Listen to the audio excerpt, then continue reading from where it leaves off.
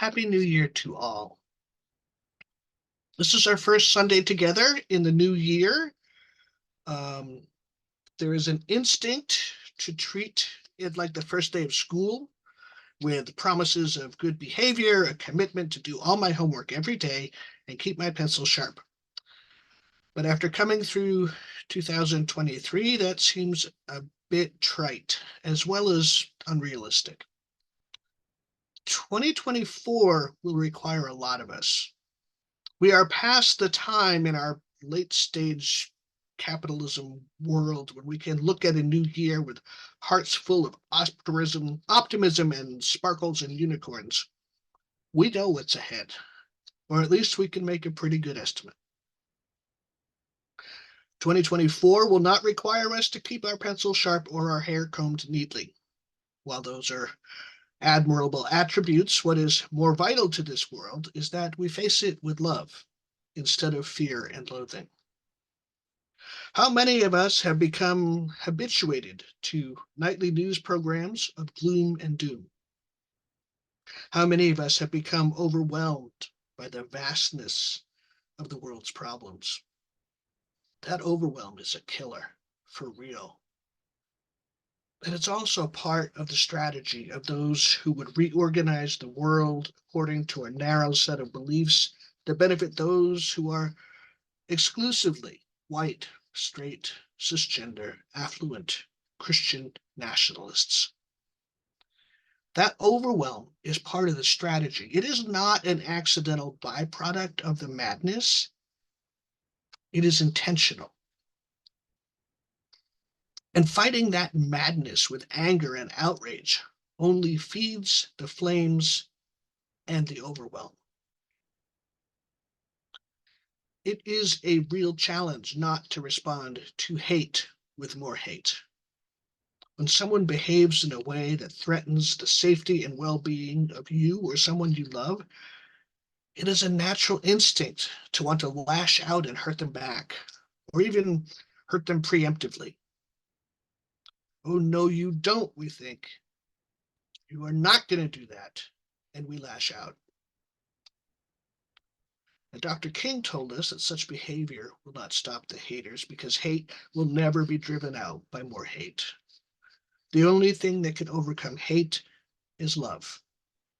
And that's just inconvenient and difficult and necessary. A year ago, this congregation explored what issues were important to its members and then brainstormed accessible, manageable things that we can do to help bring those visions into reality. That was a great exercise, and it offered a clear illustration of how we can make progress if we work together. We all have different skills and abilities, but the good thing is that when we work together, we can accomplish a lot. And reflecting back on the year that was 2023, I was left feeling exhausted, beaten up, abused, traumatized, overwhelmed, and helpless. So how then do we move forward into a new year with any kind of positive energy? Where are we to find the kind of joyful, hopeful spirit to engage with the difficulties that 2024 is sure to bring? We find that positive outlook when we center love as our driving inspirational force. Love is an amazing thing. And I'm not speaking here of the sappy, romantic Hallmark card kind of love that sells flowers and chocolate in the depths of February. I'm talking about love as a verb, love as an intention, as a commitment. Love is not a fragile flower that will wilt at the first hint of frost or difficulty. Love is strong and constant and unbeatable. In his famous sermon, The Transient and Permanent in Christianity, early Unitarian minister Theodore Parker planted the seeds for what we now understand as truth that is being continually revealed. The language around how we understand things, like our human relationship with the divine, that language changes as our understanding expands. But the love of God, Parker argued, that was permanent. That was constant, consistent, unbreakable, unshakable. The Apostle Paul, and he had issues. I will. He had issues. But he famously said that love is kind and patient and all the rest, right? He described what Parker wrote nearly 2,000 years later. Some stuff in life is just noise, and some stuff is absolute bedrock solid truth. He gave us language, Paul did, in the earliest years of the Christian movement that still feels relevant today. He wrote to the emerging church community in Corinth these words: "If I speak in the tongue of men or angels but do not have love, I am only a resounding gong or clanging cymbal.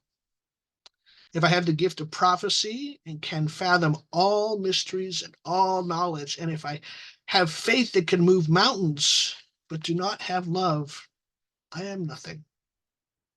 If I give all I possess to the poor and give over my body to hardship that I may boast, but do not have love, I gain nothing. Love is patient, love is kind, it does not envy, it does not boast, it is not proud. It does not dishonor others, it's not self-seeking, is not easily angered. It keeps no record of wrongs. Love does not delight in evil, but rejoices with the truth. It always protects, always trusts, always hopes, always perseveres. Love never fails. But where there are prophecies, they will cease. Where there are tongues, they will be stilled. Where there is knowledge, it will pass away. For we know in part and we prophesy in part. But when completeness comes, what is in part disappears. When completeness comes, what is in part disappears. When I was a child, I talked like a child. I thought like a child. I reasoned like a child. But when I became grown, I put away the ways of childhood behind me. For now, we see only a reflection in a mirror. Then we shall see face to face. Now I know in part, then in the future I shall know fully, even as I am fully known. And now these three remain: faith, hope, and love. But the greatest of these is love. And that's from Paul's first letter to the Corinthians. That is chapter 13. And he was writing to the Corinthians to encourage them to work together, that their spiritual movement needed all of their participation, that this new faith was like a human body with many parts, head and feet and arms, and ears and all the parts. None of those parts can do much on its own. For things to work best, they all need to be connected and working toward a single goal. The hand cannot decide that it wants to stay home and watch Netflix if everybody else is gathering food for the community. The diversity of parts and people and skills and strengths are what makes a movement strong and viable, Paul said. But they must be in this thing together. To accomplish anything, they must work in love to get there. If I speak truths but don't back it with love, I have nothing.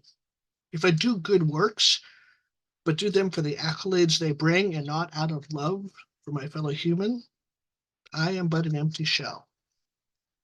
We can fight for justice, but if we do it merely for the joy of bringing down the powerful and not for the joy of lifting up the weak, then we have a hollow victory. 2024 is going to bring us a lot of challenges. Not only do we have an extra day in February, but it's an election year. There is a lot of stuff going on that needs our attention. And we must be rooted in love as we work, or any victory will feel hollow and be short-lived. Let us look forward now to seeking climate justice because we love our planet and the people on it.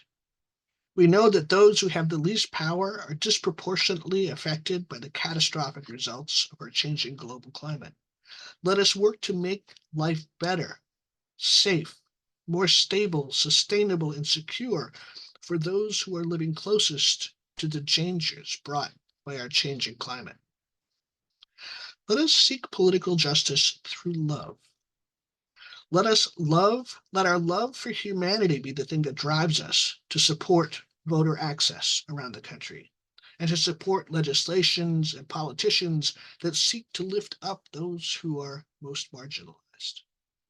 Let us not attack with anger bills that seek to harm those who are already living on life's margins, and let us not attack with verbal violence those who promote such things, tempting though it may be. Let us work with love in our hearts for the liberation, affirmation, and celebration of those who are in all of their glorious ways and the ways they are made and the ways they choose to express themselves. Let us not attack oligarchs for stockpiling wealth while others starve. I'm not saying we let them off the hook. What I'm saying is let us work with love for those who hunger and establish rules and laws and financial structures that provide for those who need support.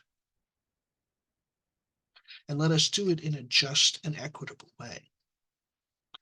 We do not need to be angry to do justice in the world, although it is certainly easy to do that. We will get a lot more done if we base our work in love for others instead of anger or hate for oppressors.